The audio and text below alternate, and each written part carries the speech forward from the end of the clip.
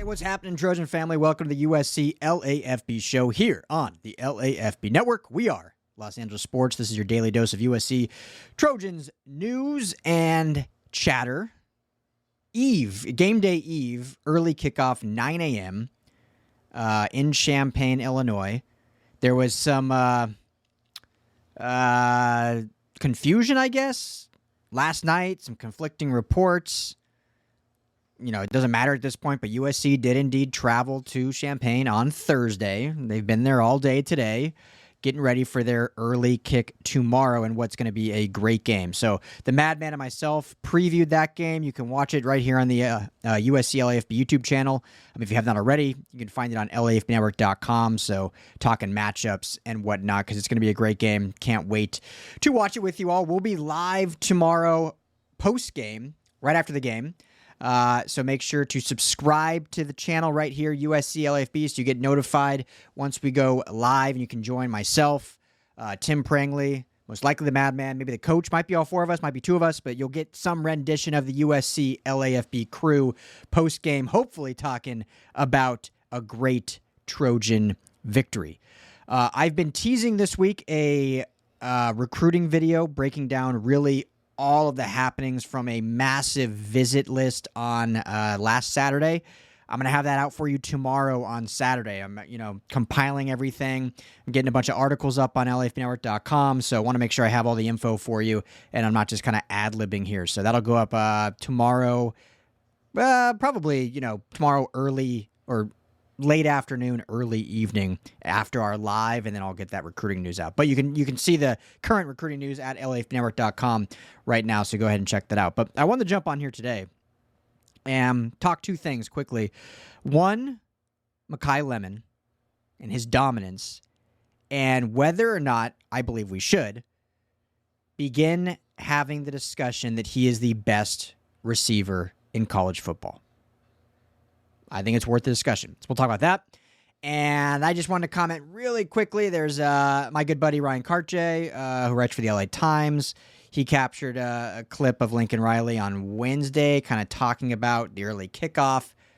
I thought it was a nothing burger, and that clip is taken off with tons of people in their emotions, really kind of basically pouring it on Lincoln Riley. So anyway, I want to touch on that too. So quickly, our friends over at Sleeper, big shout out, #1 app in sports right now. So make sure to go download the Sleeper app. When you go to make your first deposit, make sure to use our promo code USCLAFB. If you have not done this yet, you see me do it every show. Go and do it now, USCLAFB. And you may ask, why do I need a deposit if this is an app known for season-long fantasy leagues, which is great. It's fantastic for fantasy. I like it way better. And I'm not just saying this for the ad. I love Sleeper way more than ESPN or Yahoo or all the other fantasy apps. But Sleeper also has a daily pick'em you can be a part of where you stack 2 to 8 players across any sport, pick more or less, and you can win real money. So you pick 3 USC players, Jaden Maava more or less passing yards, Makai Lemon more or less receiving yards, Wayman Jordan more or less rushing yards, so on and so forth. Put some real money down, you can win some good money and prizes. So if you deposit $10, you're going to get $10 matched. You can go up to $100 to get that $100 match bonus. Make sure you tell them Ryan over at USC LAFB sent you. All right, so let's start with Makai Lemon. Now, I don't think there's any argument anymore that he is not one of the top receivers in college football. Like, I think he flew under the radar last year just because the USC, the receiver rotation, kind of having 4 alphas in a way. There wasn't 1 or 2 guys that could really stand out. When you look at the likes of, obviously, Lane and Lemon, and then you add in Deuce Robinson and Zachariah Branch, you just couldn't really have a guy stand out, and the offense wasn't as prolific as what we've seen this year.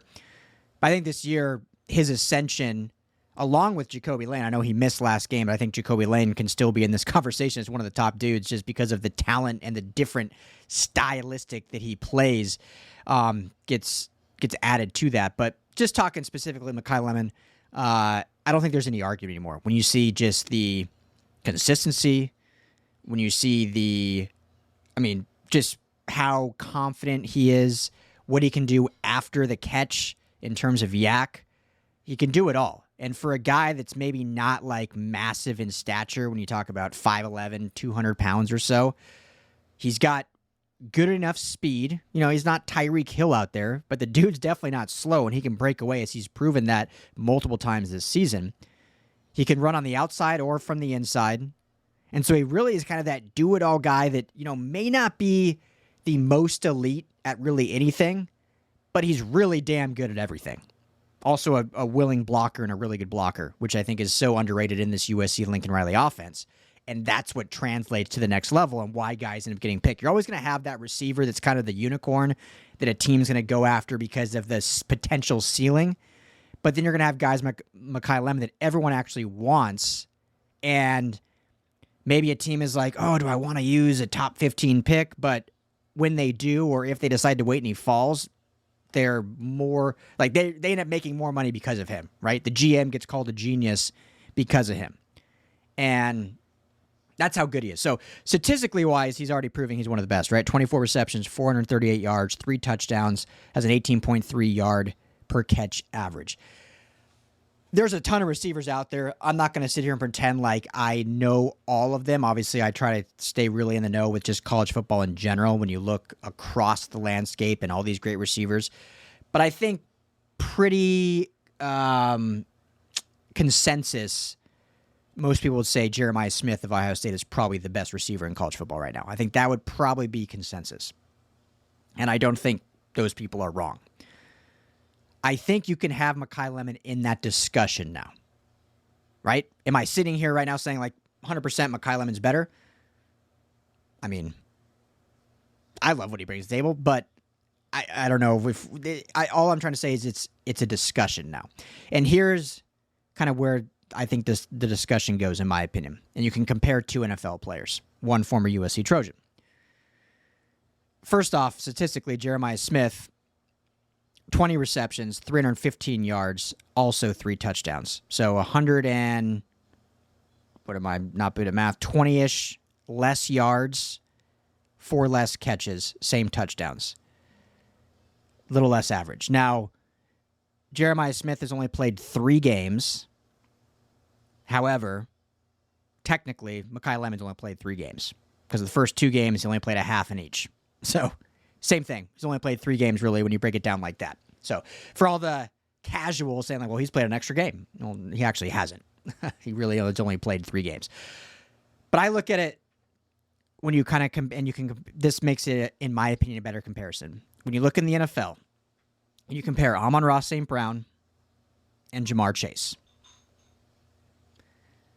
When you talk about just pure talent, mano-a-mano, ceiling versus ceiling, I think, and I would say this too, pretty much everyone out there would say Jamar Chase is wide receiver 1, and then you could have Amon-Ra St. Brown below that at wide receiver 2.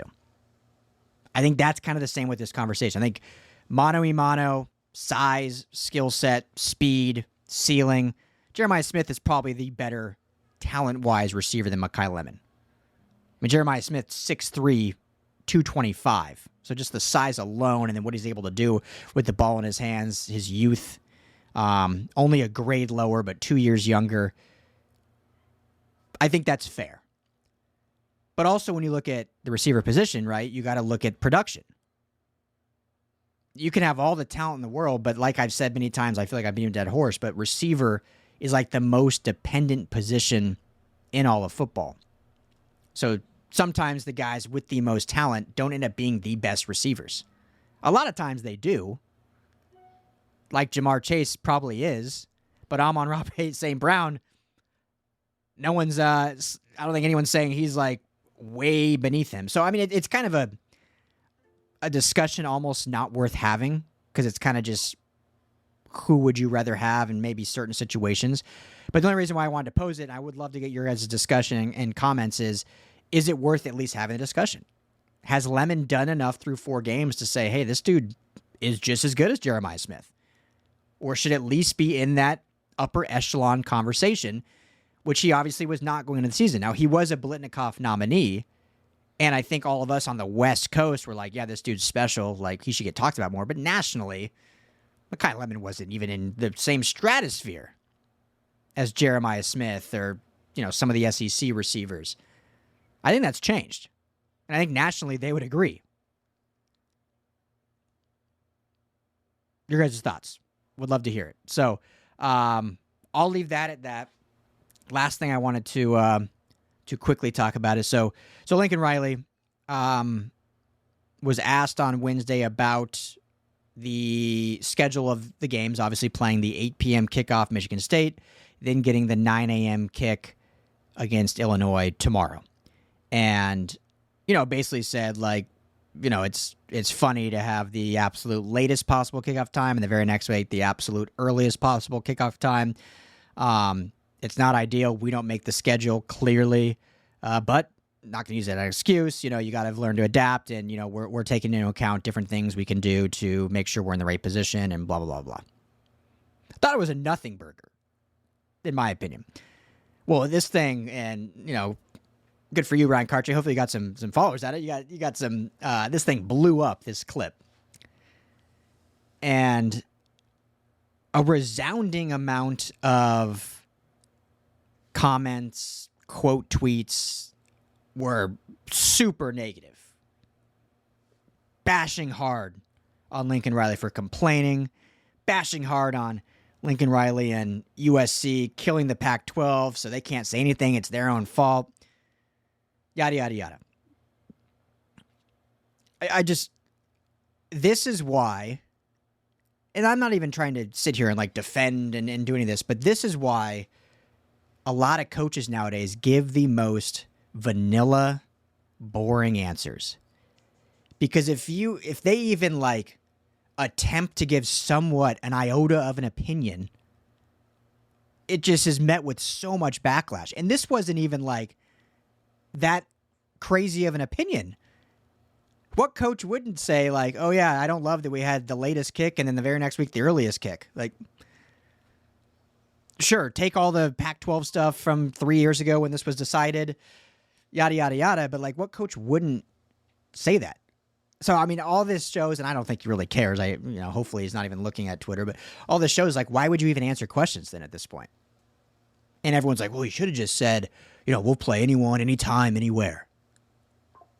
Okay. I mean, that's, like, the most boring, old answer, like, blah, blah, blah, blah, blah. Don't you want to actually hear, like, someone's opinion, maybe? So I just find it funny. Now, opposing fans, I think, should do this. Why not? This is what makes sports great. Is when you're an opposing fan, come down on the head coach. Come down on the fan base. Have fun with the fodder, as long as it's, like, on a respectable level. What actually kind of bothers me is that the vast majority of a lot of this criticism, and obviously why this clip kind of blew up, is because it's members of the media. Like, this is why media, and I'm one of them, credentialed media of USC, this is why media gets such a bad rap, because so many media members are so petty. And this was no one on USC beat, by the way. This is like national, other beat writer. Like, this is nothing to do with USC beat. But it's just like the pettiness, thinking they're like hilarious or funny, making this jab about certain things or just hating on something. And it's like, you're supposed to be like a subjective media member, which obviously is not the case anymore. There's like no such thing as subjective media member anymore. I'm not, right? Like, I give my opinion all the time. So I'm not saying I'm excluded from that. But that's where I'm just like, okay, fans should do this. Fans, yeah, come down and hammer them. Have fun with it. But when it's like the media doing it, I just think it's poor taste, especially when it was a nothing burger. I don't think it was any like crazy. He wasn't like crashing out over the Big Ten, like basically just saying like, yeah, clearly we don't make the schedule because it's funny to have the latest kick and then the earliest kick, but we're not going to complain. We're looking at different ways to make it work. Like, that was it. It just like exploded. So, I mean, what do you guys think? I'm sure you guys have seen it. If not, just go on Twitter, look at my guy, Ryan Karche, LA Times. I think he does great work. So, I mean, all he did was he was just in the interview and filmed this thing and said Lincoln's response. So, and then it just took off from there. But yeah, I don't know. I don't get the hatred. I mean, I guess that shows USC's back, right? I think that's the power of the USC brand. And the last thing I'll say, and then I'll get out of here, is, a lot of the comments were, you have no right to complain. You're the one that killed the Pac-12. Oh, if you played the Pac-12, you wouldn't have to travel time zones, blah, blah, blah, blah, blah. Two things on that. One, and I'm not going to pretend like I was in these rooms or negotiations. I don't think Lincoln Riley had a big say in USC moving from the Pac-12 to the Big Ten. Like, maybe he was asked his opinion. But remember, he was hired, and like before the season even kicked, the announcement was made that USC the next year was going to be going to the Big Ten. Or maybe it was after his first season.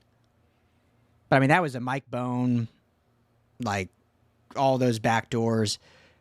Lincoln Riley may have some involved, but I don't think the head coach is deciding that the university is leaving their respected conference, right? Like, that's an entire athletic department decision that, he's the most influential coach far and away at USC Athletics. So I'm sure he was consulted maybe or asked, but I don't think he was the one pushing and driving for USC to leave the Pac-12. I mean, part of the reason he said why he came to USC was his love for the history of USC and playing in the Pac-12. So that's one thing. I think it's just not true in my opinion. But two, USC as a brand, I always find it, whatever you want to call it, funny, whatever. When everyone's like, USC killed the Pac-12, yada, yada, yada. It does show, if that's the true belief of everyone, the power of the USC brand, right? Because they left, decided to leave, brought UCLA with them. There's still 10 teams in the Pac-12, two of which are considered really big brands in Oregon and Washington athletically. Two others that are considered really big collegiate brands in Stanford and Cal. And then you still had the Arizona school. I mean, there were still a lot of powerful players, 10 schools remaining. And then a year later, it fully dissolves when then everyone decides to leave because they couldn't handle their S, couldn't figure it out. So that shows that either USC was the one thing holding all that together, and they were just that much more powerful of a brand in terms of marketing dollars in terms of broadcasting rights, that much more powerful than Oregon, Washington, Stanford, Cal, Arizona State, that when they left, it just all fell apart. Or that the other schools, I mean, on the same parallel, just really were not that big of brands as everyone makes them out to be. I mean, Texas and Oklahoma left the Big 12 for the SEC, and the Big 12 is bigger now than it was back then. I'm not saying it's a better conference necessarily, because obviously the schools have shifted, but they're still making, $35 million per team TV rights deal. Like, they still have a deal with ESPN. Like, they're not dead. They have more teams now than they did back then. So, anyway, I just think it's funny. Like, it just shows USC is that powerful, but also shows that everyone just hates USC that much that they'll put the blame on them when there were still 10 more teams and they could have added more and yada, yada, yada. So, anyway, let me know your guys' thoughts on Makai Lemon. Let me know your guys' thoughts on Lincoln Riley, and if you thought that was actually complaining or if you thought it was a nothing burger like I do. It's just hilarious. Everyone wants to jump on. Hope everyone enjoys the game tomorrow. Like I said, we'll be live right after, so make sure to hit that like and subscribe right here on the USC LAFB channel. I'll have a recruiting video shortly after that, and obviously all of our USC coverage over at LAFBnetwork.com. Become a member right here on YouTube, or you can become a member on LAFBnetwork.com. 20% of your membership is going to be donated to LA Youth Sports Initiatives. Plus, check out our message board on LAFBnetwork.com. A lot of little tidbits of USC fodder in there. Thank you, everyone, for hanging out with me on a Friday night. Hope you have a fantastic evening. We'll see you bright and early I'll be up at like 5 a.m. starting the content training for this 9 a.m. kickoff. So get the coffee going or the whiskey or beer, whatever you're doing early in the morning, and we'll see you all at game time. As always, fight on.